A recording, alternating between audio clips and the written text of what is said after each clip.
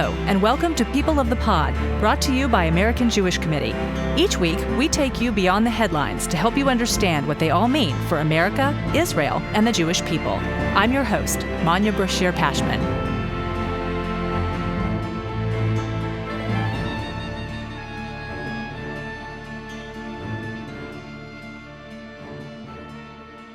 President-elect Donald Trump has named and nominated 8 of the 24 officials, including his chief of staff, most of whom would make up his cabinet. Returning to discuss the nominees so far and where they stand on AJC's missions of fighting anti-Semitism, defending Israel, and safeguarding democracy is AJC Managing Director of Policy and Political Affairs, Julie Fishman Rayman. Julie, welcome back to People of the Pod. Thanks for having me, Manya. Glad to be here. So you have worked with some of these nominees, and you know their track record on these issues. First of all, from a kind of a 30,000, 40,000-foot view, what is your overall take on the slate so far?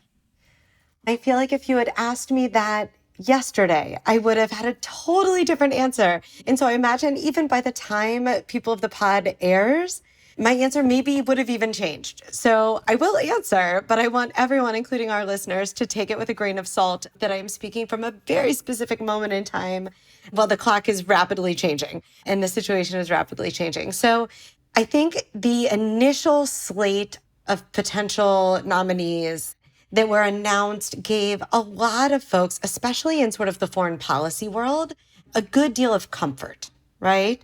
So people like Representative Mike Waltz, people like Senator Marco Rubio, those types of folks, even Governor Huckabee, are sort of these names of traditional conservatives who we say, oh, they have a record, they have governed, they have a voting record. We know exactly where they stand and what they believe, and that it's not vastly dissimilar from any other previous Republican administration.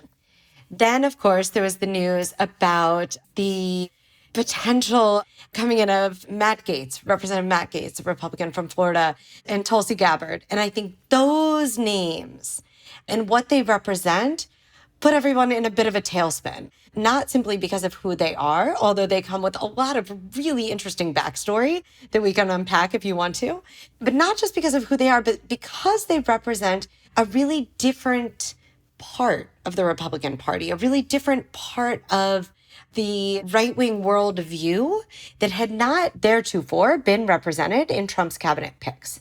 Definitely less of the traditional conservative mindset and much more in line with a, dare I say, like populist kind of perspective. And so there's tension now that people are trying to sort of understand and unravel. So let's talk about each individual. And you mentioned Marco Rubio, who is Trump's nominee for Secretary of State, the Florida senator. He currently serves on the Foreign Relations Committee. He's the top Republican on the Intelligence Committee. And I mean, he and the president-elect seem to agree on America's approach to Iran and Ukraine, but not NATO, right? I mean, where do he and Mr. Trump agree and disagree? You're asking a question as though we have a full sense of what incoming president, former President Trump believes, which I think is a bit of an assumption. They're certainly deeply aligned on sort of big picture principles as they relate to support for Israel, no question. A tough approach to whether it's an actor like Iran or China, sort of these nefarious global players that seek to disrupt our world order. They're aligned there. There is a potential disconnect on Ukraine.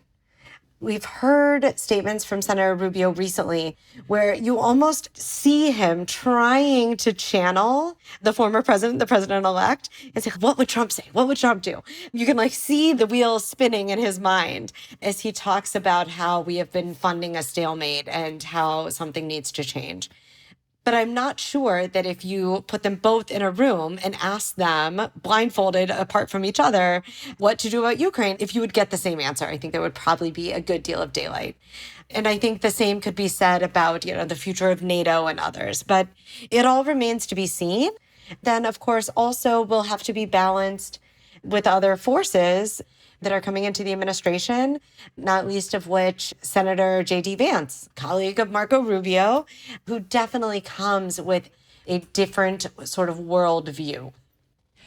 Next on the list, Congresswoman Elise Stefanik of New York. She has been nominated for the role of UN ambassador.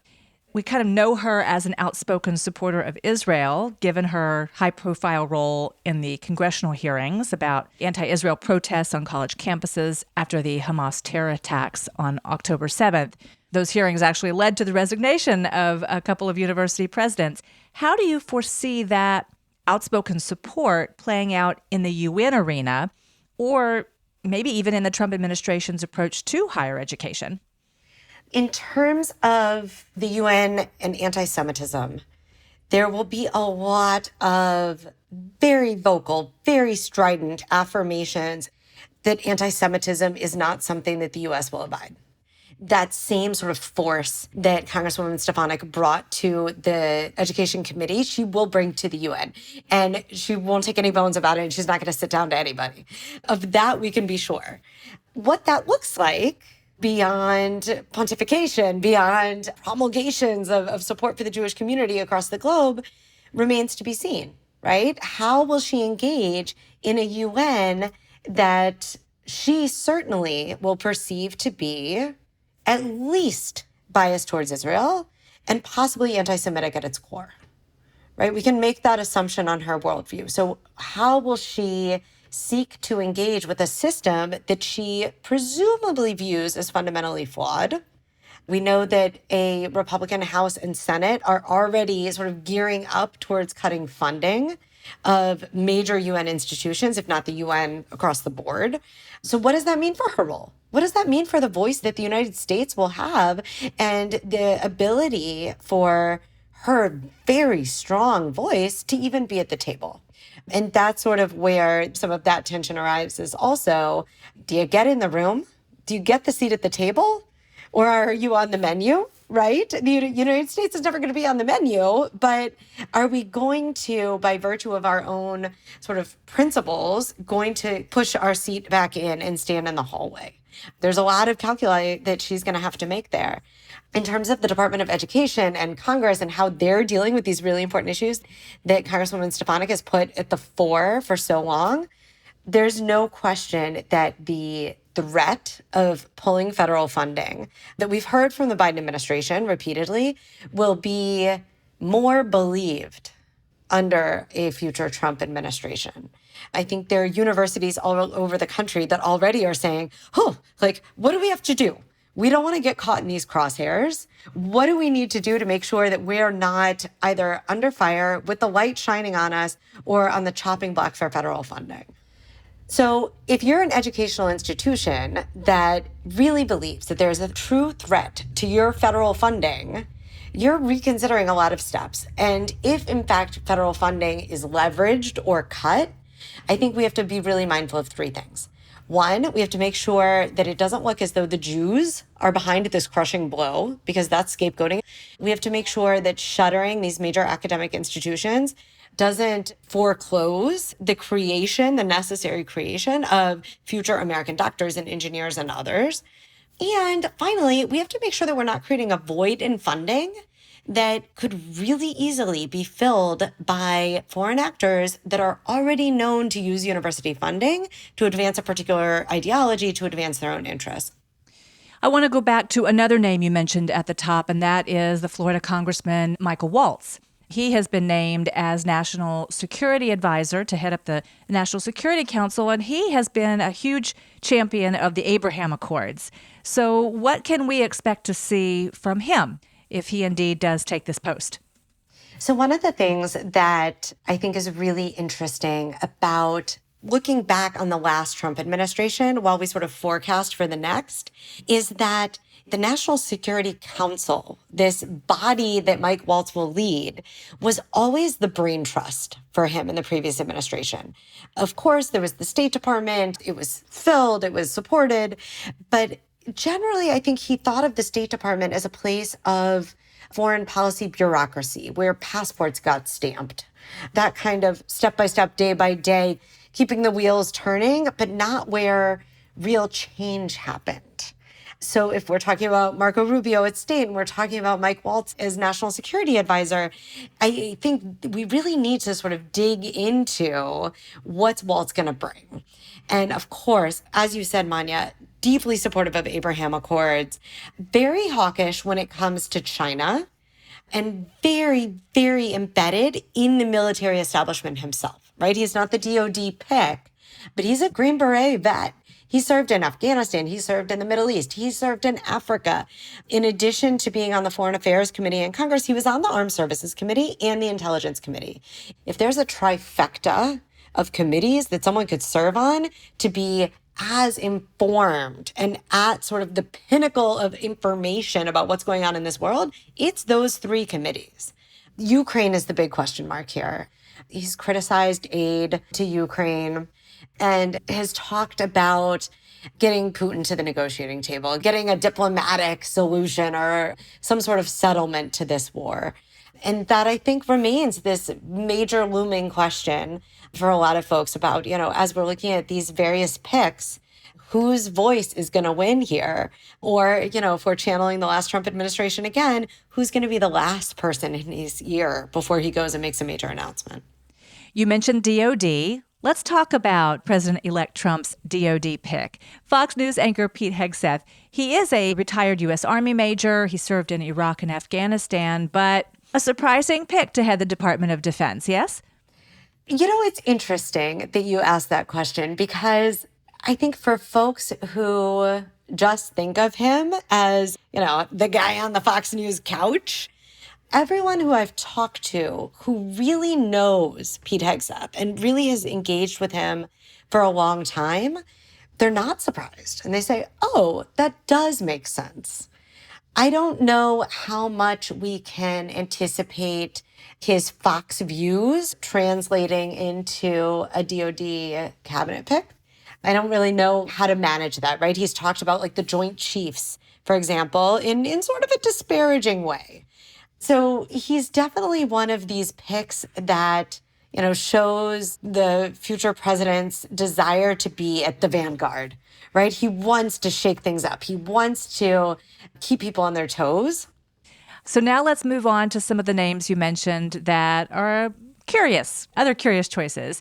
Former Hawaiian Congresswoman Tulsi Gabbard. She has been nominated to serve as Trump's chief intelligence advisor, the director of national intelligence. That would mean she would be responsible for overseeing 18 spy agencies and, keeping the president informed of the nation's international intelligence. As anti-Semitism rises around the world, incidents like what we saw in Amsterdam this past weekend continue to flare up. Do you foresee her prioritizing that kind of news for the president-elect? This is a position that has to be confirmed by the Senate. And it's not, I think, a slam dunk in a lot of ways. She's not always been a Republican. She certainly hasn't always been a Trumpist Republican.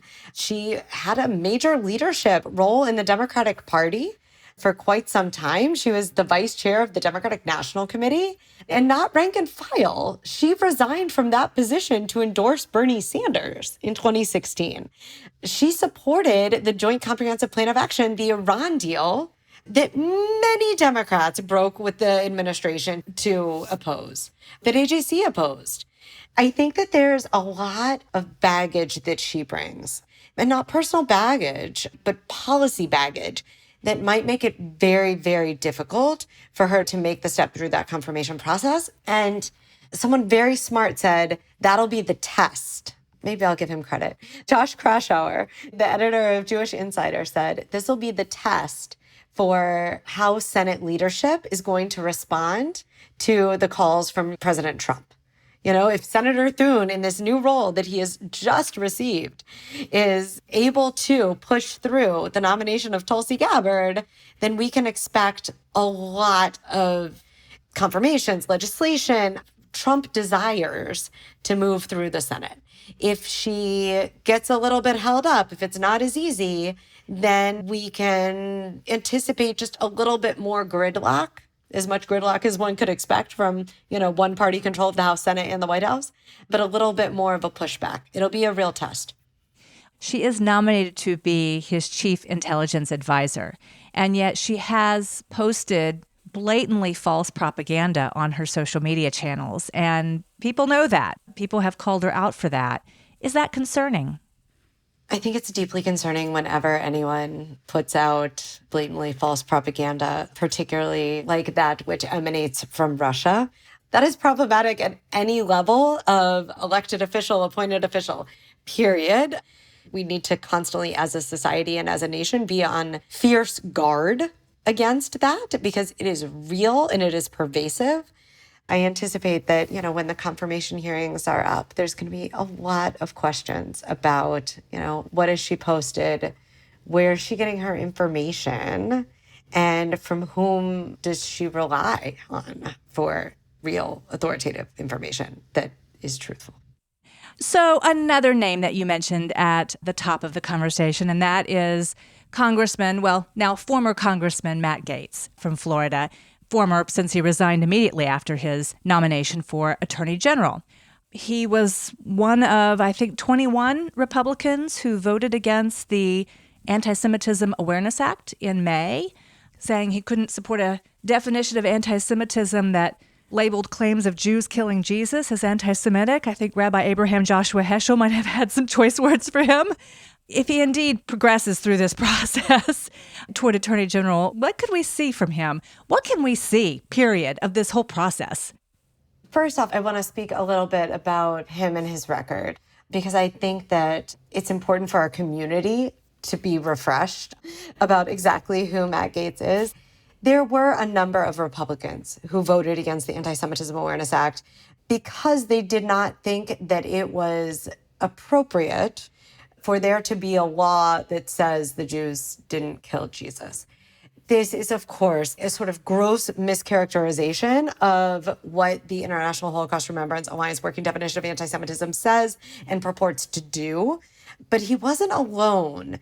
And it was very interesting to see how this sort of trope that I think a lot of us thought was over about the Jews killing Jesus, Nostra Aetate was in the 70s, right? So we thought that this was done and behind us. But to hear, particularly from the evangelical set, that, okay, like maybe the Jews didn't kill Jesus, or maybe they did. He also invited a Holocaust denier and a white supremacist to be his guest at the State of the Union. Later, he said, I didn't really know. But either he got terrible staffing or he knew and he just didn't want to get caught. He is deeply, deeply scandal-ridden, without question. And he's constantly defending Marjorie Taylor Greene, who, compared the COVID mask laws to, the Holocaust and things like that. He called the ADL racist. He is not representative of any stream, really, within the Republican Party. He is, emblematic of the most populist of the populist, the most MAGA of the MAGA. So we should remember who he is, first and foremost. Beyond that, I cannot imagine an America that would confirm him as Attorney General. I'm a Congressist by heart. I believe that Congress does the right things if given enough time to do so. And I cannot believe that they'll let this one go through. So forgive my rant. I think it needs to be said about him. But in terms of, who are we watching and what do we think is going to happen in the long term? I don't think there's a long term there. Let's talk about another pick, and that is his pick for Homeland Security, who I don't think is so outlandish, and that is South Dakota Governor Kristi Noem.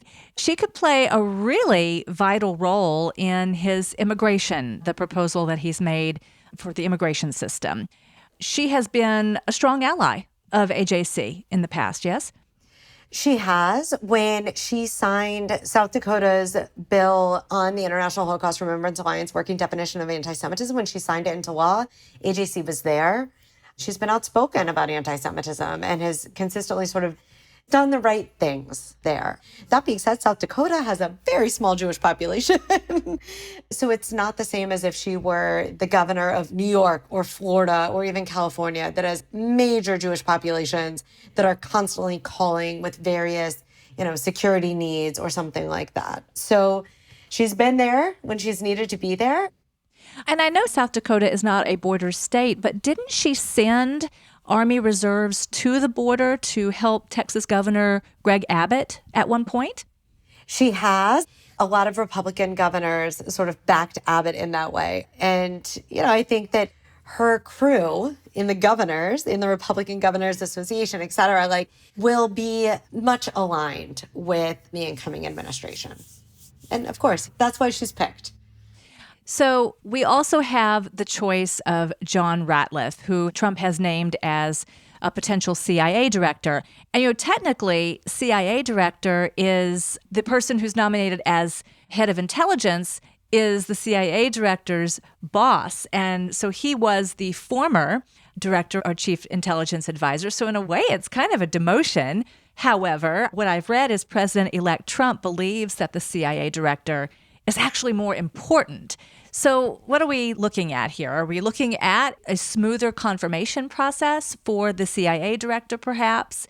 And are we looking at kind of an elevation of that job? I think we can probably assume it's an elevation. And in the same way that we talked about the previous Trump administration prioritizing the National Security Council almost above the State Department, I think we'll see that sort of shift in alignment.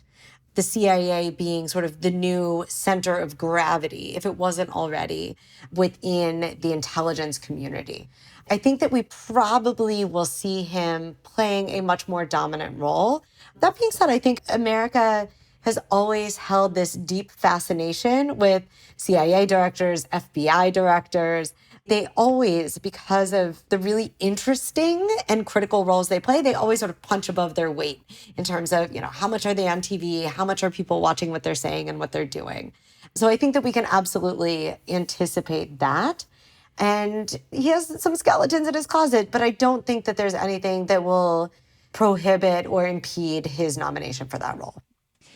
And as a religion reporter, I found the naming of former Governor Mike Huckabee as the ambassador, a potential ambassador to Israel, to be very interesting, given that he is an evangelical Christian, a Baptist pastor. And there aren't too many non-Jewish ambassadors to Israel. There have been some, but not too many. And I thought that this was a really interesting selection. What can we see or expect to see from that choice? Part of me kind of loves this for America. I think there's, Governor Huckabee has always been a stalwart supporter of Israel, without question, deeply, deeply supportive. There are questions about what is he going to do with regard to the question of settlements or annexation and things like that. And I think we're going to have to be watching that very, very closely. But if we're looking sort of at the macro level, the issue of Israel in America has become so polarized and in some ways so toxic that this reminder that it's not just the Jews that care about Israel, I think couldn't come at a better time. I do think that it's really interesting to now have someone going to sit at the embassy that President Trump moved to Jerusalem, who is not representing the Jewish community there, but representing the massive evangelical community in the United States and even, frankly, around the world. Well, Julie, thank you so much for sharing your perspectives as these names keep trickling out each day. Many things are said, some important, some not so important. So I appreciate you focusing our audience on what matters to AJC, what matters to the Jewish community, and for those who support Israel. So thank you so much. It's been my pleasure. And Manya, if I can just say, as we conclude, that the personalities take up a lot of space. They take up a lot of oxygen. But for AJC, we're always singularly focused on the policies, and we'll continue doing what we've been doing already for months, and that's reaching everyone who will have influence in this next administration to advance our policy perspective, to share our agenda, and to talk about what we think needs to form the policy priorities of the next administration. Thank you so much, Julie. Thank you. Thank you for listening. This episode is brought to you by AJC. Our producer is Atara Lakritz. Our sound engineer is TK Broderick.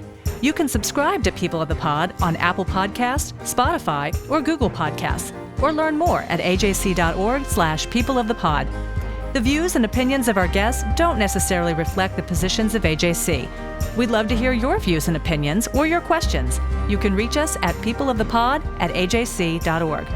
If you've enjoyed this episode, please be sure to tell your friends, tag us on social media with hashtag #peopleofthepod, and hop on to Apple Podcasts to rate us and write a review to help more listeners find us. Tune in next week for another episode of People of the Pod.